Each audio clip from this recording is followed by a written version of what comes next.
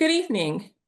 I'm Renee Powell with Oklahoma Family Network, and welcome to Toolbox Tuesday. Tonight, we are very fortunate to have Dr. Jessica Huddleston here sharing about her experience in pediatric audiology and about Angel, her service dog.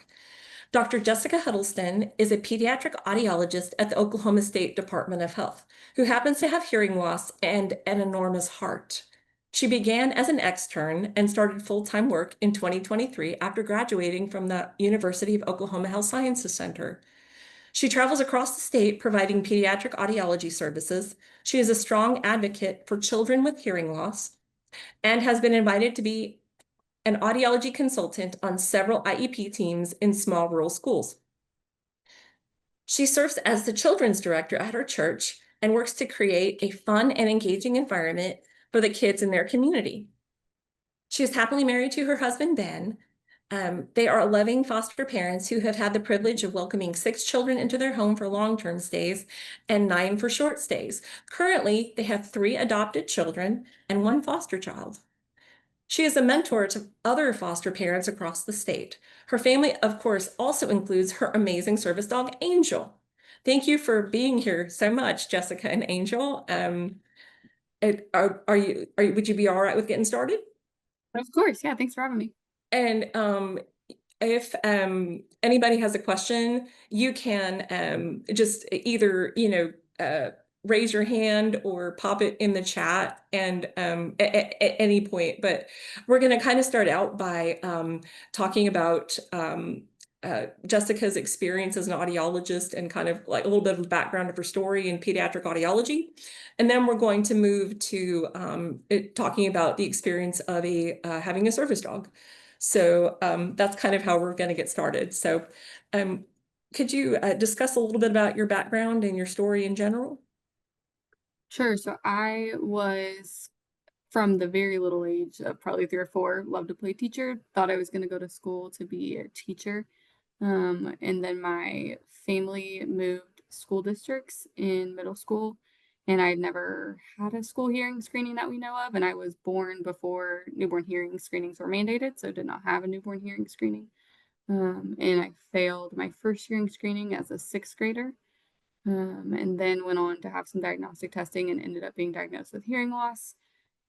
Just kind of made it through until I turned 16 and my hearing dropped some more, and I got hearing aids the same day I got my driver's license Mm. with my grandma, which is not everyone's 16-year-old's dream at the time. Right. She got hearing aids the same day I did.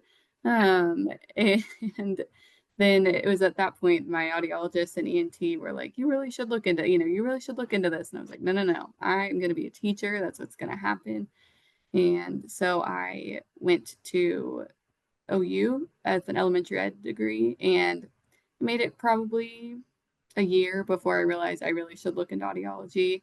So I did some shadowing, did all of that. And then I ended up becoming a communication science disorders major, and that involved moving to the Health Science Center in Oklahoma City, which was a pretty big move, and did that for 2 years, and then went into grad school at the University of Oklahoma Health Science Center for 4 more years. And during my last year, I spent the year as a pediatric audiology extern with the Oklahoma State Department of Health, and just loved it and travel all over the state, like Renee said. And then as soon as I graduated in May, started in June, and have been doing audiology there ever since. Right now, I am the primary audiologist at Oklahoma County Sooner Start, Pittsburgh County Health Department, McAllister, and Payne County in Stillwater. Awesome. Could you tell us a little bit about your work in newborn screening and pediatric audiology in Oklahoma? Any challenges you might face, any successes that you might have had? Yeah, we see kids that are birth to 18, but a lot of our kids are elementary or younger. Some of them are referred from the newborn hearing screening program, meaning they had a hearing screening at the hospital and didn't pass. And so they end up coming to one of the county health departments for a follow-up hearing screening or diagnostic assessment.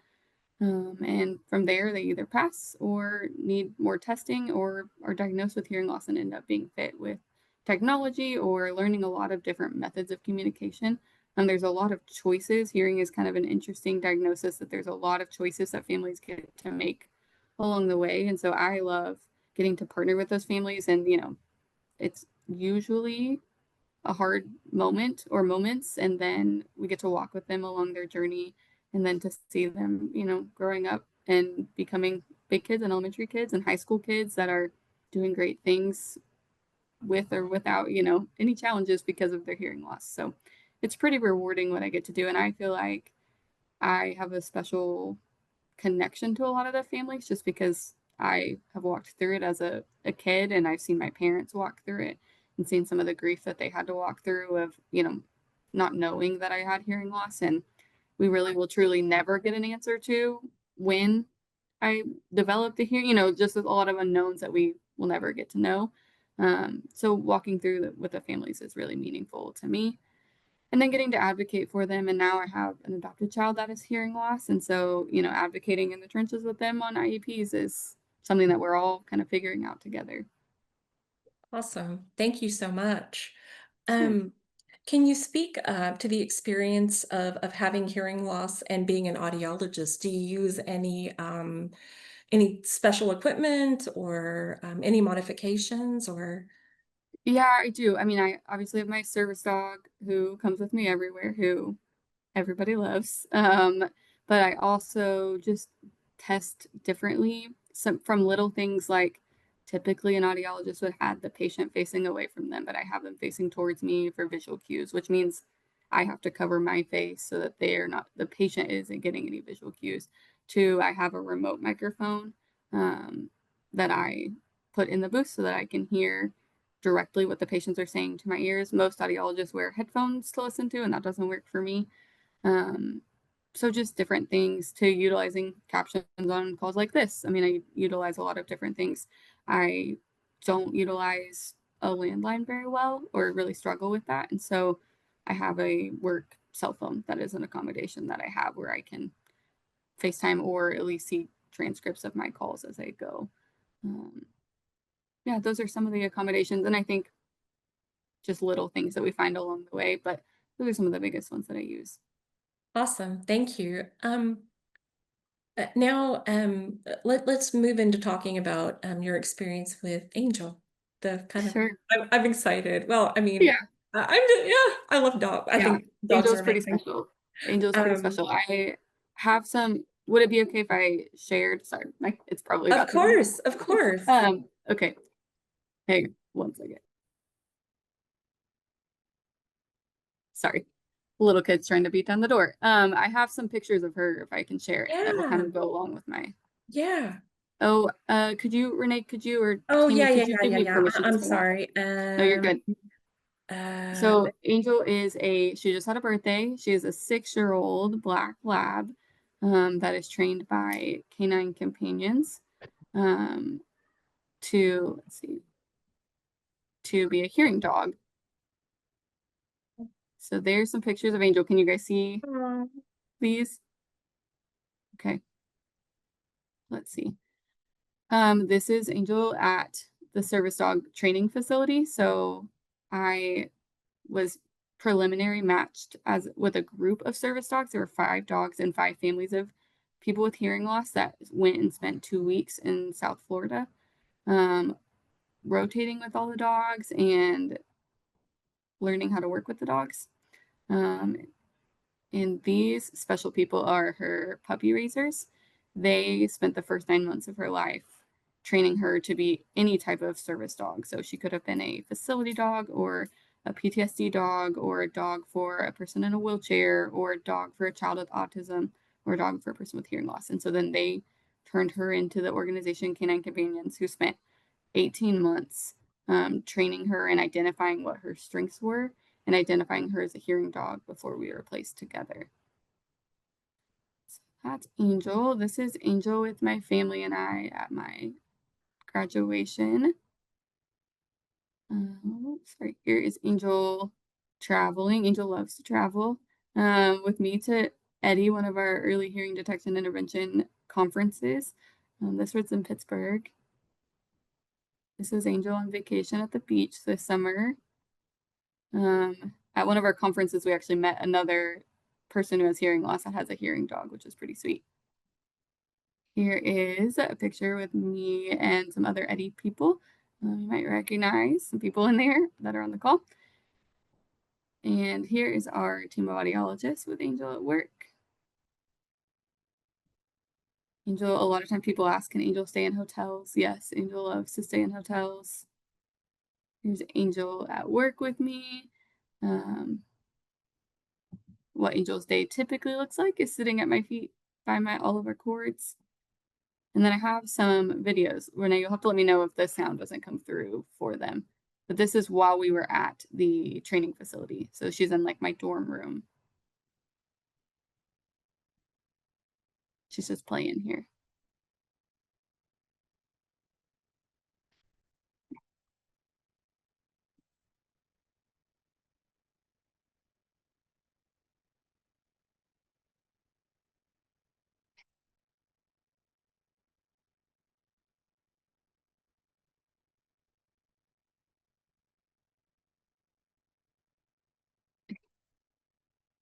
And then here's another video. Let's see. Here's a better video. Jessica, So, I'm sorry, there was no sound. I was muted.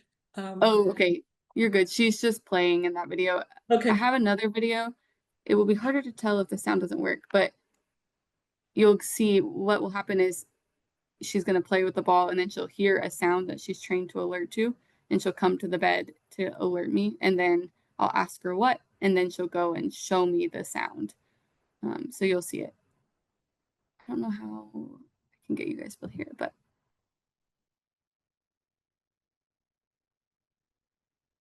this is again in the dorm room. I'm trying to distract her a little bit. She hears the sound and she's coming to tell me. And I'm asking her where it is. And then she goes to show me, which is propped up right by my phone. It's very cute, but she gets a treat whenever she gets there. So there's some pictures and some videos of Angel. The process of getting her was pretty lengthy. I kind of determined that I was interested in getting a service dog and then looked into a couple of different organizations. One of the biggest factors for canine companions that I chose for them was that they give service dogs they pair them free of charge because a lot of service dogs are extremely expensive. Um, and so that involved a paper application and then a phone call. And then they actually came and did a home visit to make sure that we had an appropriate, area, which at the time I was living in an apartment. So I didn't have a backyard, but I had to show them where I would take her to play and what I would do with that, how she would get enough exercise.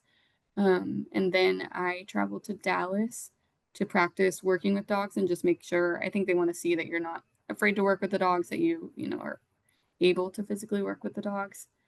And then I waited for about a year and a half before I was finally given the option to come to, they call it team training. And you get about 10 days notice. So it's pretty quick that you have to decide.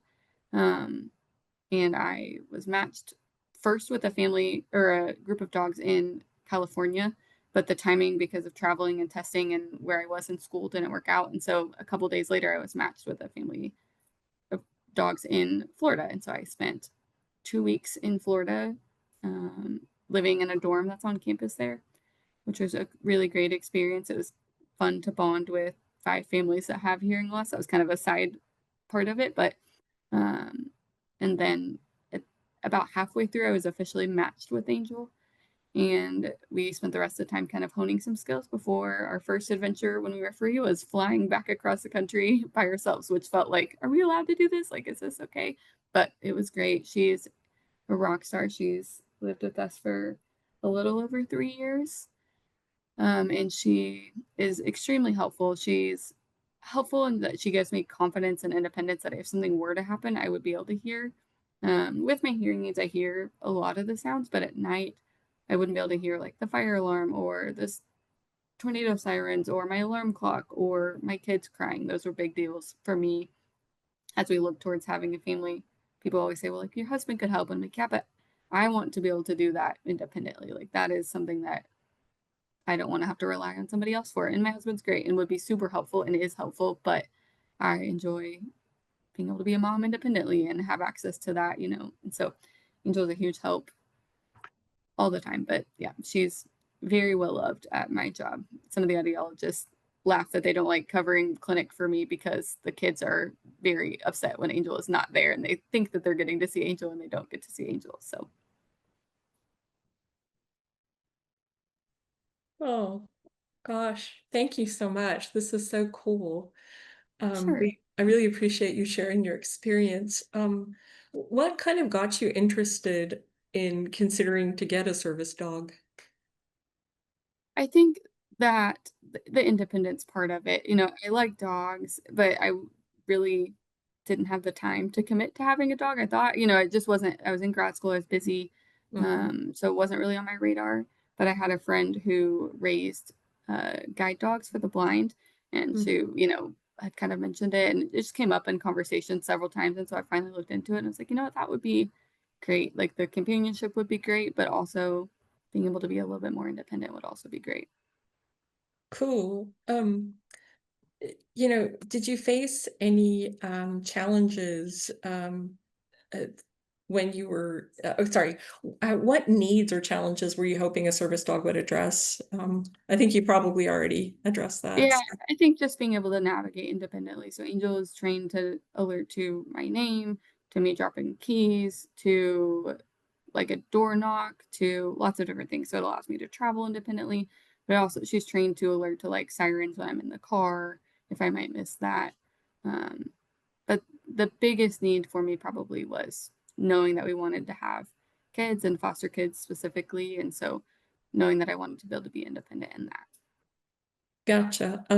We have a question in the chat from Jeff. He's asking, where would someone in Oklahoma start if they were interested in looking into getting a service dog for hearing loss? Yeah, so there are several organizations, but like you would just fill an online interest form usually.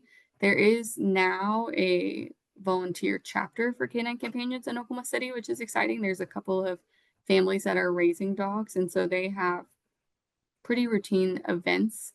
Um, and so you could come to any of those and meet other people that are raising dogs that have dogs, and you're always welcome to meet Angel and see what she does. But yeah, filling out there's an online interest form for pretty much all of the organizations, and so starting there would be a great place to start. And even though the wait is long, they're pretty straightforward about the wait times along the way, which is helpful to kind of plan. Obviously, things ebb and flow a little bit, but they're usually pretty able to tell you like right now our wait time is this or around this amount of time. Thank you. Um, you know, did you, how did you go about finding an organization or program to apply through? That seems like a pretty daunting process. Yeah, I honestly just did a lot of Googling and research, and hearing dogs, there are not as many. There are a lot of PTSD dogs, there are a lot of wheelchair dog services. And there's a lot of where you provide the dog and they train it.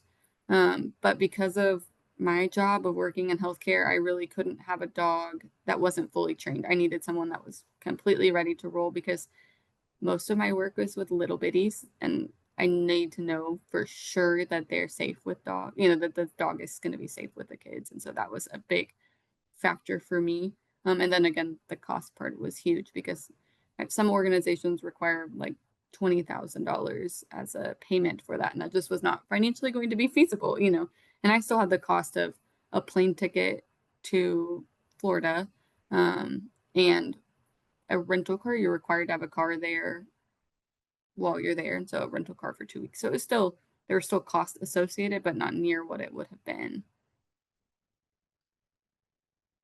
Um, how did you know that Angel was the one? I honestly had no idea. I think everyone's like, "Arthur, you're gonna know, you're gonna know," and which you'll laugh, Renee, because you've met Angel, but she was the most active, wild one of the group. Which show you a picture where she's snoozing right now, and that's what she does almost all of the time. Um, very wild, very active. Um, Looking back, I can tell that the puppy raiser that I showed you a picture of was a second grade teacher. And so she spent those 9 months that she lived with him going to school every day with that second grade teacher. And being as how I work with kids on a regular basis, that was really important. And so Angel has never met a kid that she's spooked by or distracted by. I mean, she is just very used to being around kids. And so looking back, I think they always knew that we were going to be matched together, probably. Um, but yeah, Um, so you had mentioned that you had a, on-site training and you had to stay. What was that experience like? Tell us what a it was, day like that was, a day in the yeah, life of someone in a service dog training. it was pretty tiring. I mean, it was like wake up at 7, have training starts at 8.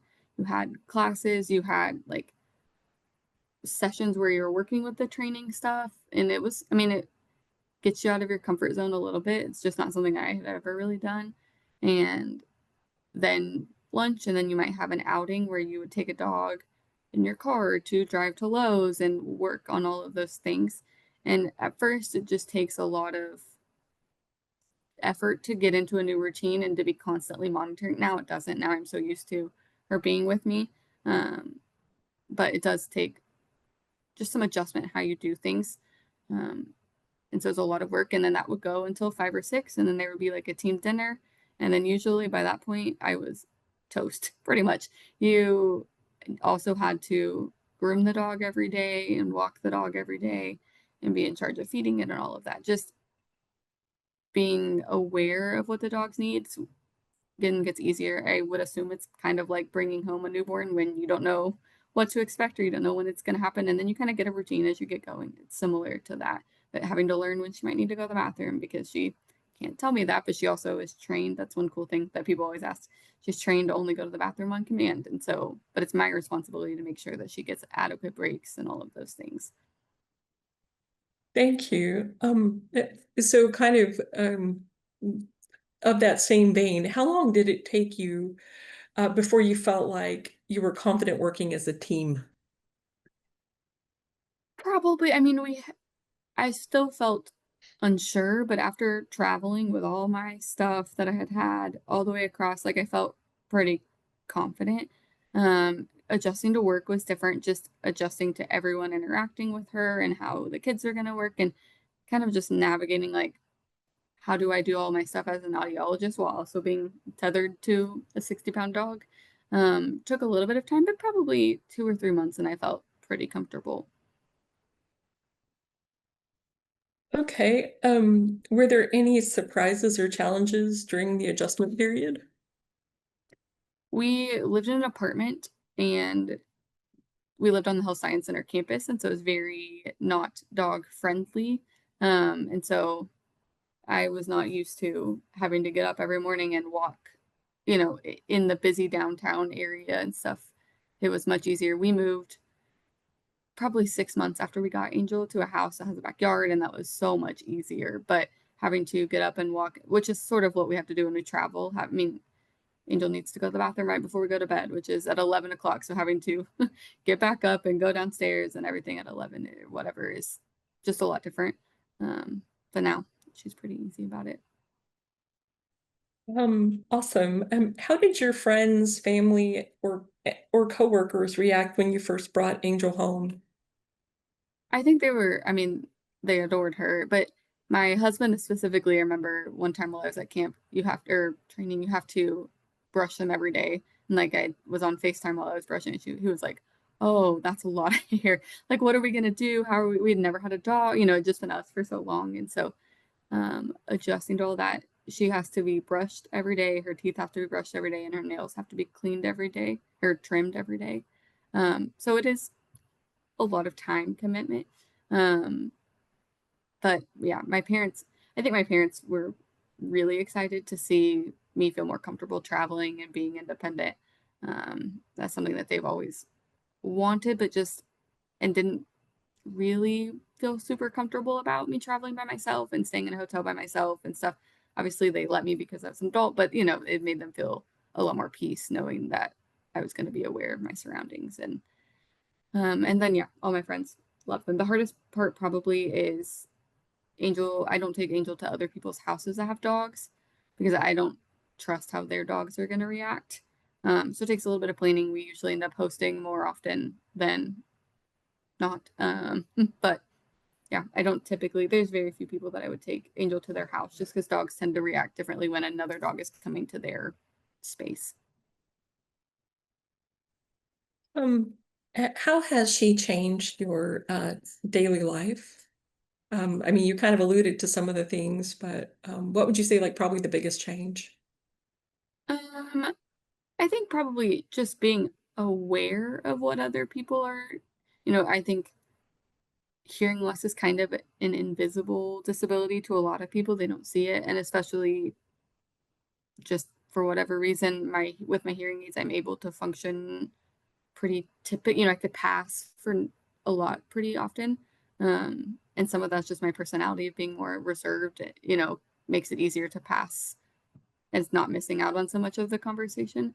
But I think the dog makes it very, very clear that I have a disability. And so still it's hard. There are days where I'm just tired and I want to be able to go into the grocery store and not have anyone say anything or have to answer their questions or let their kid interact. And it's like, I know that is important, but I also have worked, 12 hours and want to go home to my kids or, so it definitely makes something that I have grown used to being invisible, very visible.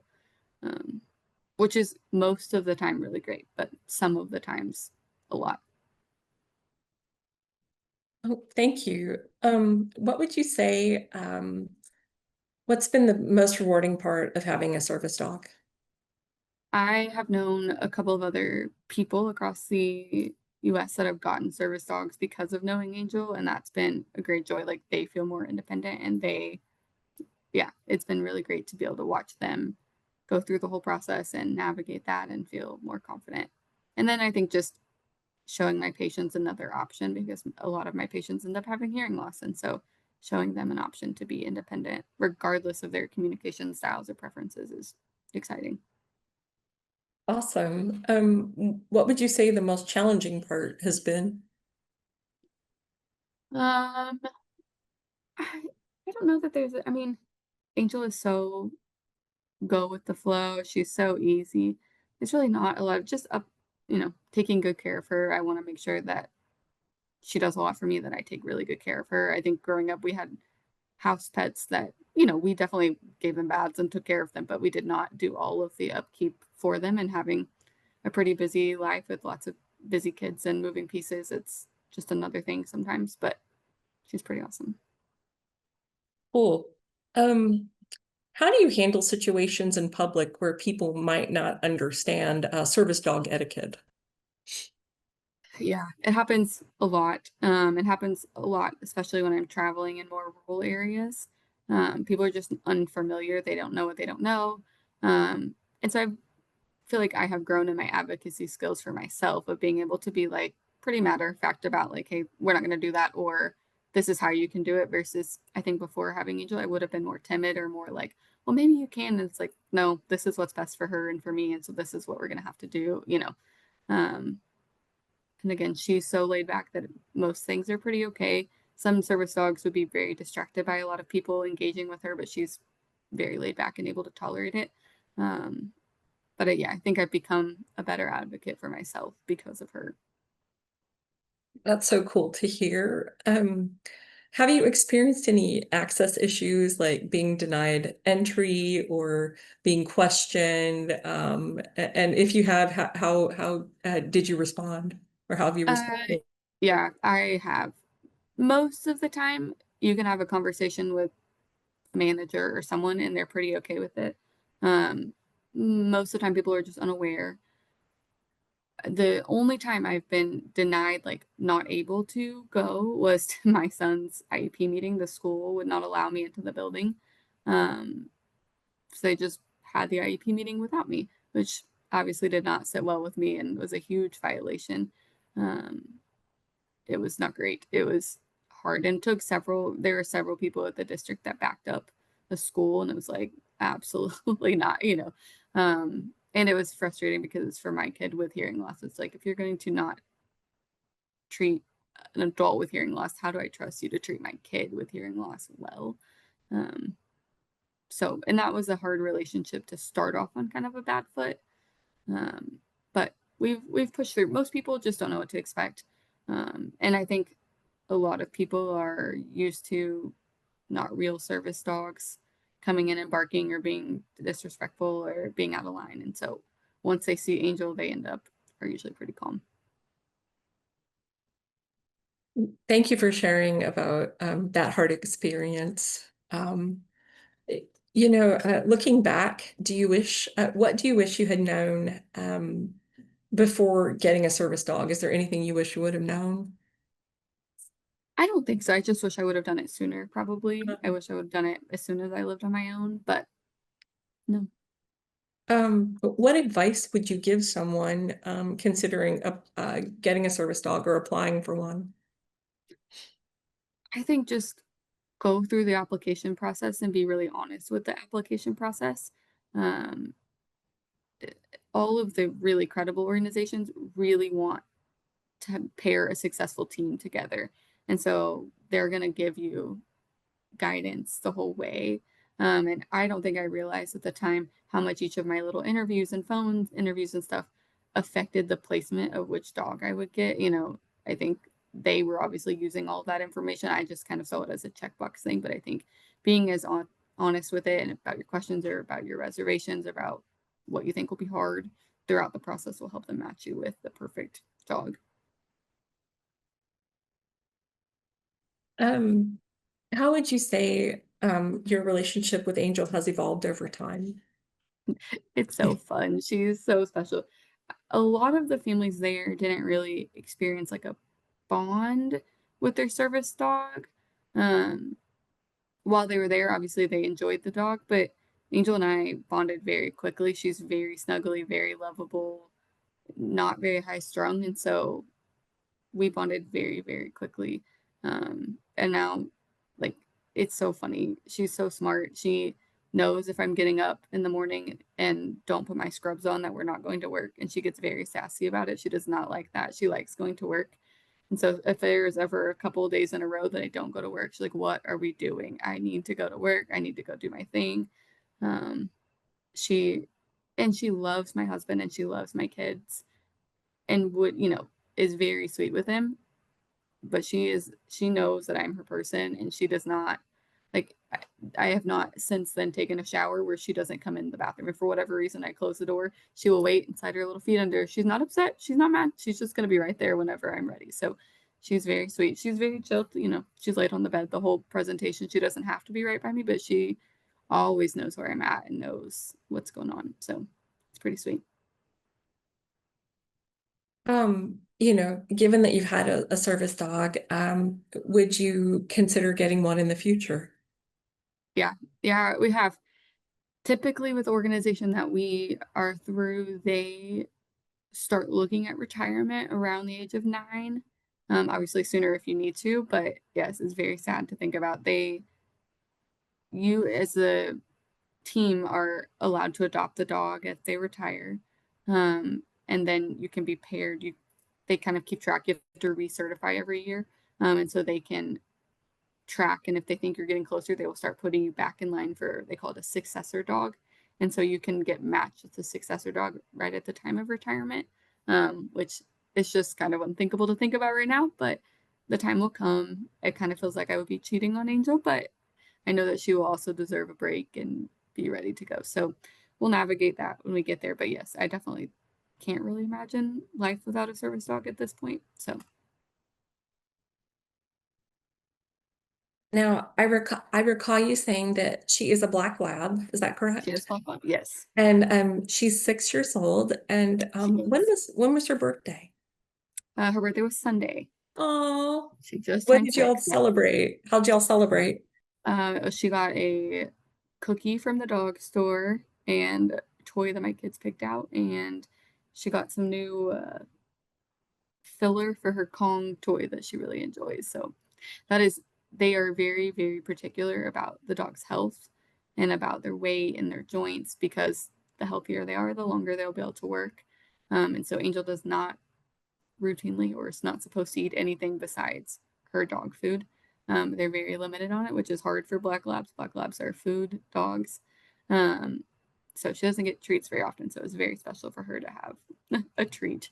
And they monitor all of those things. They stay in touch with your vet very closely. And then I don't know that I've talked about that you have to be recertified for public access every year. So you have to go through and show all of the commands and show all the manners that she has to have for public access. Not every dog with a vest is like that, but all true service dogs should be recertified often to show that they're able to keep up with the skills. Um, what are Angel's favorite things to do when she's not working? It sounds like she loves to work, but She does love to work. She really likes to sleep. She really likes car rides. Um, she really does like to play with our kids. Our kids are great about playing ball with her in the backyard and stuff like that. Um, yeah, Angel does not like to swim. Most people think black labs would like to swim. She will just get right back out of the water if you put her in the water. She does not like it. Um, yeah, her favorite thing to do probably is sleep. She's pretty laid back. if she's able to have a treat, what are her favorite treats that she's allowed to have? Well, the one of them I won't be able to say because she will know it's her time, but it's a cup of whipped cream from Starbucks is her favorite treat. But if you say those words, she will start drooling. And that's pretty much the treat she gets. Occasionally she'll get a carrot or something like that, but usually she gets a cup of whipped cream if I go, and she knows when we are at Starbucks for sure.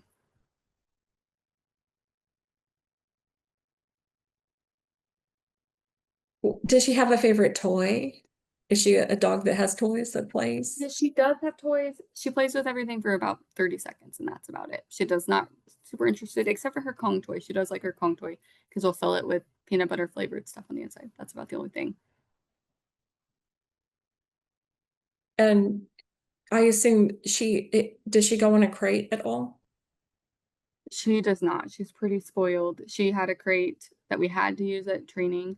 They are required to be crate trained, and then I think she used it probably for 3 nights when we were home. Um, and after she's home, it's your preference if she sleeps on the furniture. Up until then, she's never been allowed on furniture throughout her whole 2.5 years of existence until then. And still now today, she has to be invited onto the furniture, but she sleeps right on our bed every time. Um, yeah, she would still go into a crate if we needed to, and we've occasionally, like if there's fireworks or something, we'll put her into a crate, but yeah, she does not usually sleep in a crate. How old was Angel when you got her? She was 2.5, which is the crate training kind of brings up a part of hearing dogs are different than a lot of service dogs. A lot of service dogs, when you take their vest off, they're off work. But hearing dogs and diabetic alert dogs are probably two that are very different in that they are never truly off work, which is another reason we decided not to crate her is because the majority of the time that she is truly, I'm dependent on her is at night. And so she needs to have access to me to alert me to different things. So that is one of the reasons we did not put her in her crate. Um, how often do you have to walk her and for how long? It depends. She's supposed to get about an hour's worth of activity a day. So it just depends on what we do. We try and break it up. If I have, a gap between patients, I'll take a 10-minute walk around the building or something. So we try to take a break. But usually she walks in the morning for 10 or 15 minutes and in the evening for 10 or 15 minutes. And that usually gets her enough time between walking to the soccer game with my kids or doing, enough different things. So kind of treat it as if I get enough steps for the day, then she's probably got enough steps for the day. When you ride on an airplane, where does she ride? Do you have to She buy a rides separate right ticket? below. No, she doesn't. She rides right below my feet, which I prefer to travel with Southwest, which I don't know if that will stay the same, but right now, Southwest, you can get on any, service dogs are allowed to board first. And so we sit in the big bulkhead area because they don't have assigned seats and it's really easy for her to have a little bit of extra space. But she really curls up in a pretty small ball and does fine. We've flown probably 30 times and she's done great with it. She's pretty used to it. Um, since we're talking about transportation, how does she get in and out of the car? I mean, I know a lot of people have things like SUVs or trucks that it might be hard for a dog to access. Does she have a Yeah, ramp there? no, she just jumps. She has a car command and she knows to just jump. So as she rides in my work car, the drives are usually 2 hours to McAllister or back, and she loves being in the car. So she loves to nap. Where does she sit? In the back seat, she just has her in the work car when there's no other kids or car seats. She has her pick of where she sits. Sometimes in our car, she'll sit on the floor of the car. She's pretty laid back. The kids like to have her sit up on the seat with them next to her and snuggle with her while we're driving, but she goes just about wherever. What would you say your favorite thing about Angel is? I bet that's probably pretty hard. Yeah, I think just her connection. She makes a lot of people feel at ease by being there. Um, she's very easy to connect with, and yeah, I think she sparks a lot of conversations with my patients.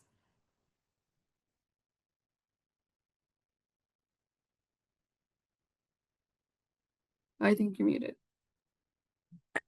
How often do you have to take her to the vet?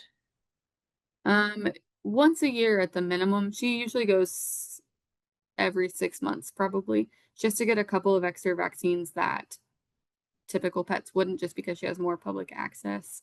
Um, but yeah, as as of now, she's really healthy, which is great. Are there any other health like any like more extensive exams for Angel or service dogs? She does have to get her vision checked every year, which I didn't know until this, that there are vets that specialize in dog vision. But it's pretty cool. There are vets. There's two vets in Oklahoma that donate to all the service dogs. Every summer, they check all the service dogs' vision for free, which is pretty cool. Wow, so you don't have to pay for the vision checks. That's No, no, yeah, because I imagine that veterinary care is not a cheap thing. yes, it's not. And they require I would guess that every organization is different, but they require you to have the maximum amount of vaccines and the heartworm and preventatives, all of those things. So it can get pretty costly. The organization is also, if you express a need, they will help pay for some of that if that's a need for you. They also require you to stay on the same brand of food and type of food that she was on unless you get it approved from them. So she's definitely my dog, but I do answer to them about a lot and they check in pretty routinely.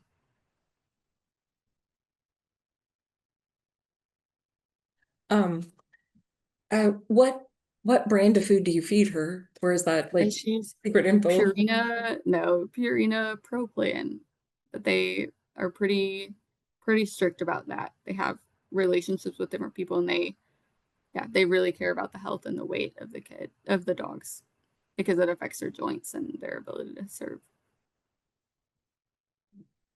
Well, that's pretty much the questions that I had. Does anybody else have any questions? Alex or Jeff, do you have any more questions? Or Tammy? Nolan, do you have any questions? No. About Angel or Nolan was very excited about seeing. Can you show her again? He Yeah. really wants to see her. And I'm just wondering which ophthalmologists donate their time for the vision checks.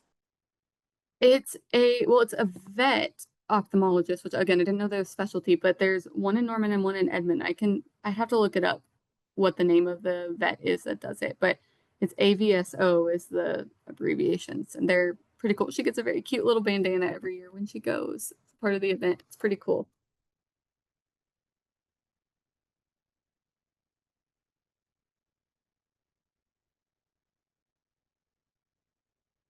Yes, nothing. She's sleeping. She's wearing her birthday bandana still. Birthday bandana. How cute. Um, let's see. Again, thank you guys so much for being here. I learned a lot because it was something that I've considered for my child, and in just hearing that, and it's something that now I'm considering for myself. Just the independence is a big one. Uh, because even with a mild hearing loss, in crowded situations, I don't feel comfortable. I really, it just kind of raises my anxiety level. But, and it's the same for Nolan. But, does anybody have any questions? Any further questions? Jeff had put in the chat, what are, great questions and answers. But I put our evaluation, it's an evaluation of Oklahoma Family Network for what we just of Toolbox Tuesday. So if you could kindly fill that out, and I can email that out too. I just wanted to, toss that out there and just say thank you again so much for coming and giving your time. And thank you everybody for hopping on the call, and thank you guys. I learned so much.